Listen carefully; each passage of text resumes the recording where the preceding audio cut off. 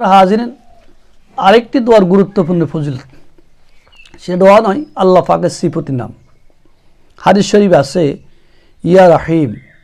ইয়া রাহিমের ফজিলত কি? ইয়া রাহিমের উপকার কি? হাদিস শরীফ আছে প্রতিদিন এই নামের তাসবিহ 100 বার পড়লে হৃদয় নম্রতা এবং দয়া সৃষ্টি হয়।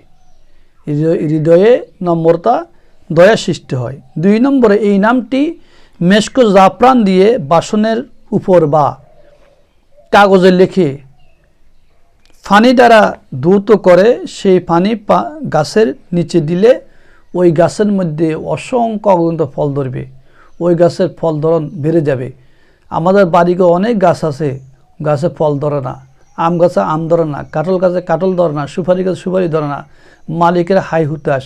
তো হাদিস শরীফে আছে যে এই ব্যক্তি ইয়া রাহিম এই দোয়াটি 100 বার পাঠ করে, মানে একটু পানিতে ফুঁক দিয়ে ওই পানিগুলি যদি গাছের নিচে ছিটিয়ে দেয়, আল্লাহ রাব্বুল আলামিন ওই গাছের থেকে অসংখ্য ফল ধরার ব্যবস্থা করে দিবেন, অর্থাৎ গাছে প্রচুর পরিমাণ ফল ধরবে। 3 নম্বরে প্রতিদিন 1000 করে, প্রতিদিন 1000 করে এই নামের জিকির করলে হৃদয় মন দয়ায় ভরপুর হয়ে যাবে, অন্তর দয়ায় ভরপুর হয়ে যাবে, অন্তরের মধ্যে দয়া ছাড়া আর কিছুই থাকবে না, অর্থাৎ নির্মম স্বভাব হবে না, উত্তম স্বভাবের হবে।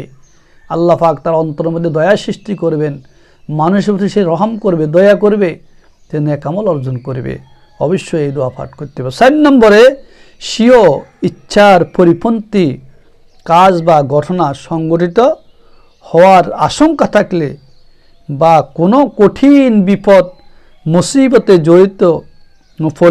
জড়িত হয়ে পড়লে আর রহমানির রহিম সব সময় পড়তে থাকলে, অথবা এই নাম 2টি জাফরান কাগজে লিখে ধুয়ে পানি পান করলে সাথে সাথে আল্লাহ রাব্বুল আলামিন তাকে সকল প্রকার বিপদ মুসিবত থেকে রক্ষা করবেন। আল্লাহু আকবার।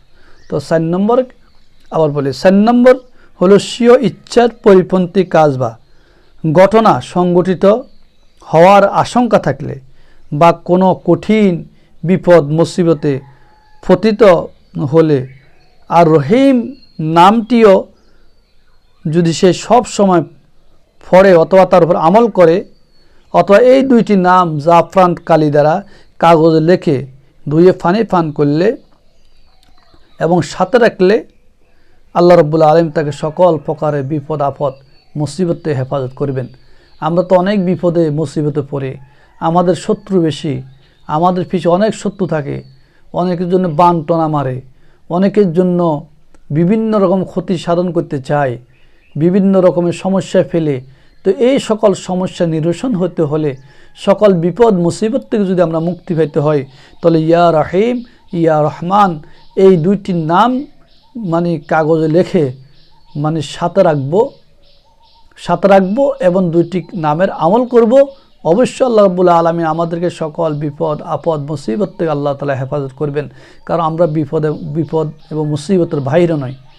করবেন তো অবশ্যই এই 2টি নাম ইয়া রহমান ইয়া রহিম, ছোট্ট ছোট্ট আল্লাহ পাকের গুণবাচক নাম, সিফতি নাম, এই 2টি নামের অনেক ফজিলত। অবশ্যই আমরা এই 2টি নাম সবসময় পাঠ করব।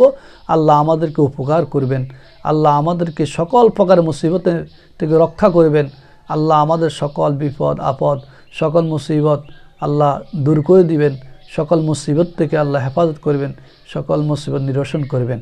অবশ্যই আমরা এই 2টি নাম সবসময় তেলাওয়াত করার জন্য চেষ্টা করব। এই 2টি নাম